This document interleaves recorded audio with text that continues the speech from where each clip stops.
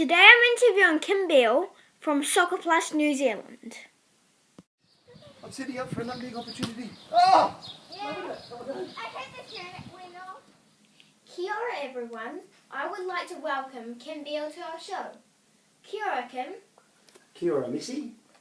Kim is the big cheese behind Soccer Plus New Zealand. This is an organisation that does amazing work with our young people in our community through the medium of soccer. One of our missions is to encourage children to purposefully to be better people and strengthen how they relate to others. We think that Kim is really awesome. Oh, thank you. Kim, we are curious here at the Purple Cow Collective on what you were like as a child.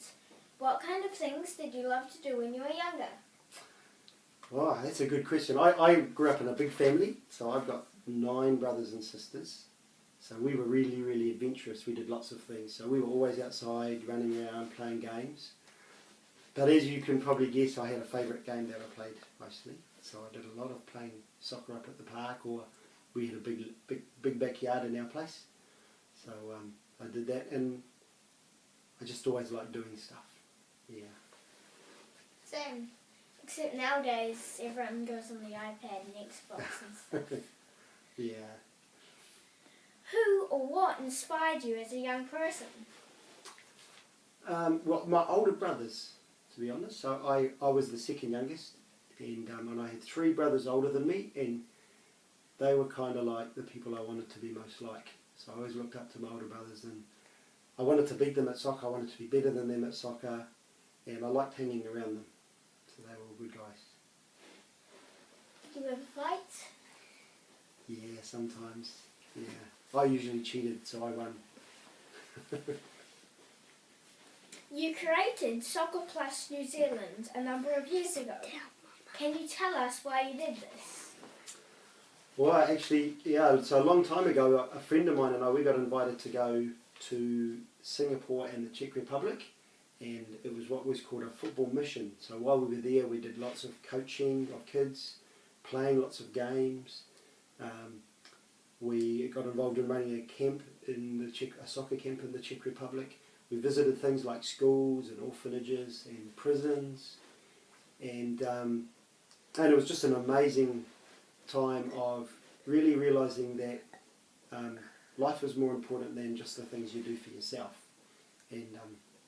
And it was great seeing we had a team of 20 of us, and it was great seeing how when we all came back, it was just like an experience we wanted to keep talking about. And so yeah, so this friend of mine, his name is Bevan, we set up Soccer Plus from that. So from 1999, when we did that first trip, we set up this thing called Soccer Plus. And out of that we started also running soccer camps here, which you've been to. Yeah. Are there 3 top tips you can share with our young people on how they can turn a passion into a way of life? One tip is to make sure that it's worthwhile.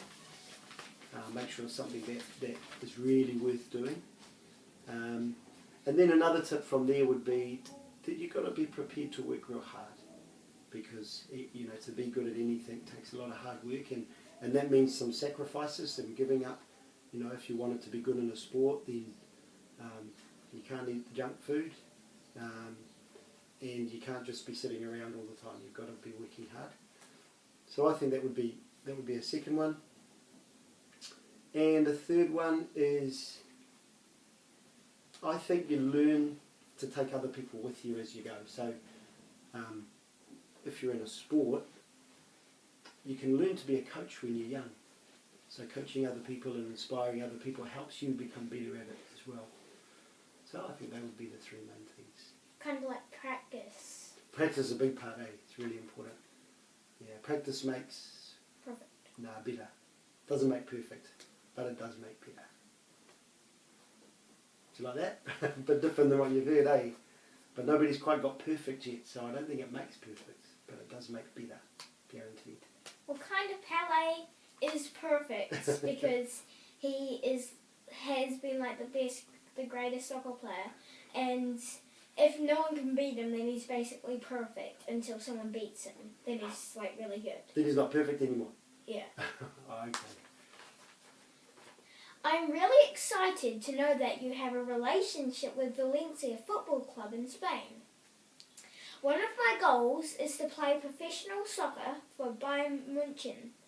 I practice 4 and more times a week, and I play in teams all year round. And I get to represent my school in soccer. Is there anything else that I need to include in my strategy to achieve this goal? Well, you're doing pretty good. That's good. The more you do, the better you get. So that's true with anything. So the more you're playing, and as long as you enjoy it, you've got to keep enjoying it. Always enjoy it. And then I reckon that it's always good to have a look at good role models. So people who are doing really well. So you, of course, would look at someone like Messi, the other Messi, not you, the other one, and look at what he does, and to be like him, you've got to have a look at what he does well.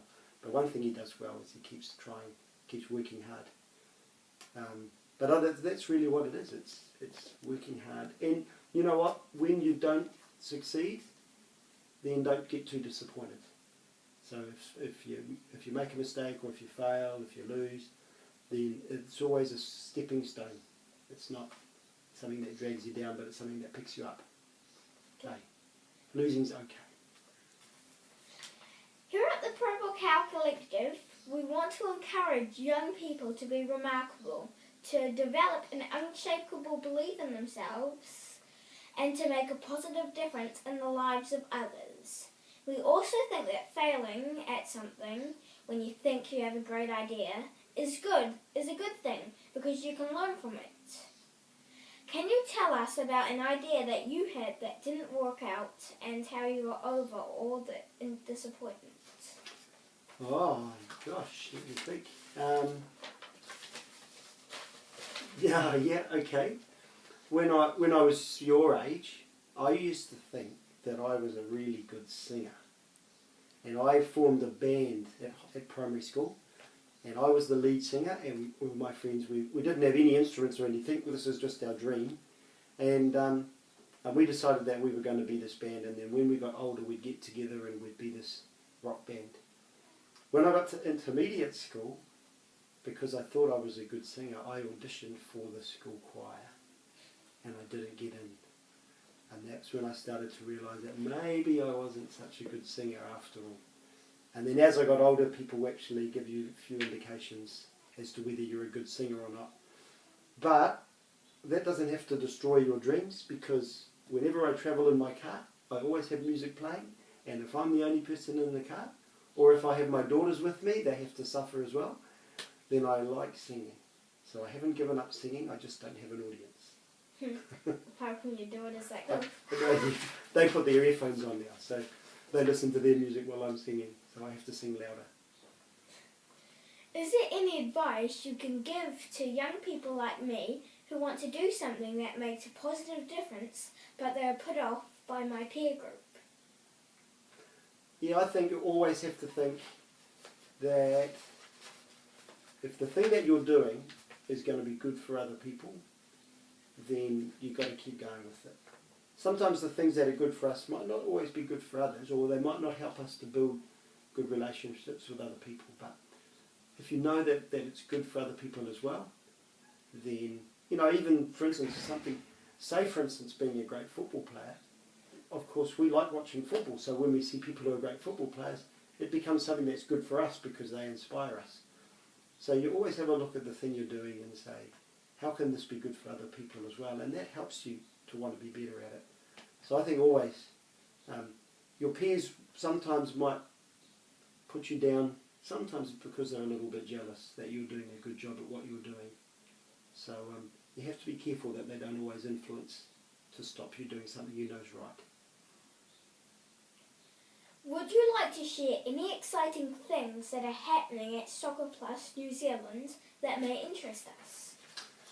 Oh, there's hundreds of things. So even at the moment, I'm preparing, so this afternoon after I've we've been together. Then I'm going coaching a team that I'm taking into Melbourne in the holidays. They will be playing in a tournament called the Melbourne Friendship Cup. And then I'm also preparing to take a team, of course you mentioned, to Valencia, where they train at the Valencia Academy. I have another soccer camp in the January holidays, which obviously I'm getting things ready for that particular one. And then even at the end of next year, so today I was talking with some young people who are interested, and I'll be taking about 16 or 17 young guys between the age of 16 and 24 to Paraguay and Chile at the end of next year. We will be doing another one of our football missions. So there's plenty of things that are happening, and then of course the exciting thing is the academy with SAFCA. I'm already planning the end of year prize giving and tournament and thinking about how we can make that real good. So there's always lots of things that are really exciting. Only a few more weeks before school's over, so that's when I'm going to miss one of my favourite programs, which is running the Soccer for Life program at the primary schools. Cool. Thank you, Kim, for sharing your time with us. I can't wait to share this with my community. We are really lucky, Kim, to have you out here in West Auckland. Thank you. I was going to say, I'm glad that 25 years ago I moved over to West Auckland from the North Shore, because then I get to meet cool people. Hey. Yeah. All right. Okay. Now, Messi, I already know that you love playing soccer, and you've said before you'd love to be a professional soccer player. But that's kind of all I really know about what you're really good at. So tell me, what else are you really good at that you'd love when you're older to be like? I'd quite like to be a politic that does stuff that's right. So that when like the Green Party people, because I kind of look up to them in politics. Oh, great. So that means that if you're a politician, then you could make soccer the #1 sport in the country. Food out rugby. Yes, excellent. So I need you not need me, I'll try to tackle you. Oh, now I've got it. Oh, that's my goal.